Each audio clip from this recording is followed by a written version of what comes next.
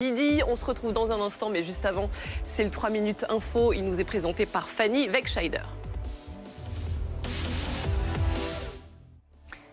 Et ces 6 nouvelles mesures fortes pour durcir la justice des mineurs. C'est ce que proposera Gérald Darmanin au Sénat le 25 mars prochain. Le ministre de la Justice qui souhaite renforcer la proposition de loi de Gabriel Attal qui a été adoptée hier en première lecture à l'Assemblée nationale. Et parmi les propositions fortes envisagées par Gérald Darmanin, qui était invité du face-à-face d'Apolline de Malherbe sur BFM ce matin, il y a notamment ce couvre-feu pour les mineurs délinquants dès leur sortie des cours et le week-end. La plupart des RICS, elles ne se déroulent pas entre 20h et minuit. Elle se déroule après le collège, après le lycée, en fin de journée. Donc le couvre-feu dès la fin des cours, dès 16h, 17h, et le week-end.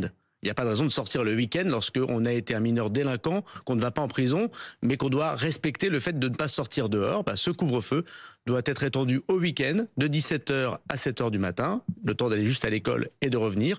Et on doit envoyer, ce qui n'est pas le cas aujourd'hui, des agents pour constater si le mineur est bien chez lui. Et s'il ne l'est pas, il va dans un centre éducatif fermé.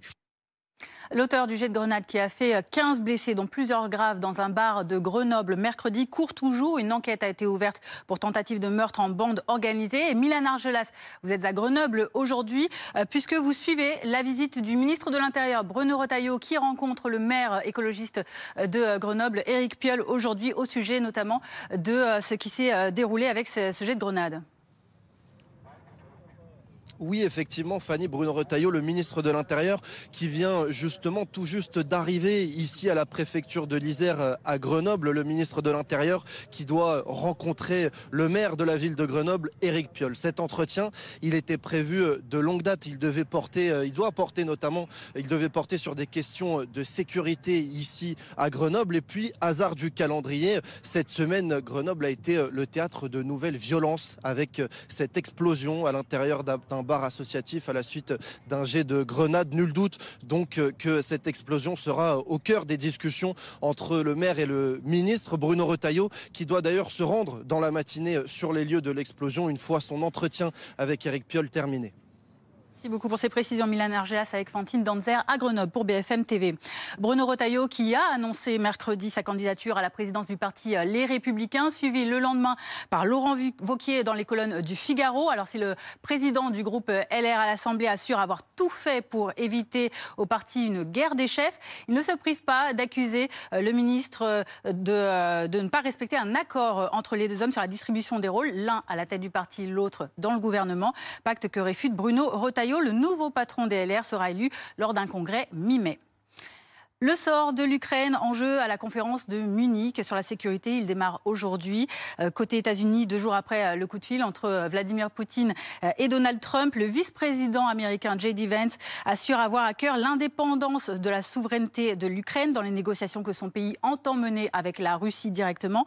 Des discussions avec les Russes ne sont pas envisagées en revanche, assure de son côté Kiev. Quant à Emmanuel Macron, il affirme et met en garde dans les colonnes du Financial Times contre une paix qui serait une capitulation.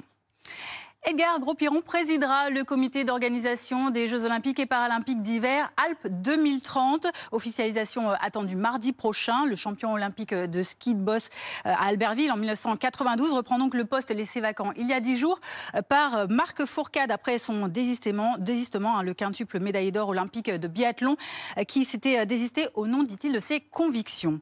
Et puis on finit avec ces perturbations dans les transports publics en Île-de-France. En cause une grève des conducteurs qui dénoncent des vacances imposées en raison du logiciel de congé déployé par la direction. Conséquence, un trafic réduit sur le RER A, entre 3 trains sur 4 et 2 trains sur 3 en moyenne.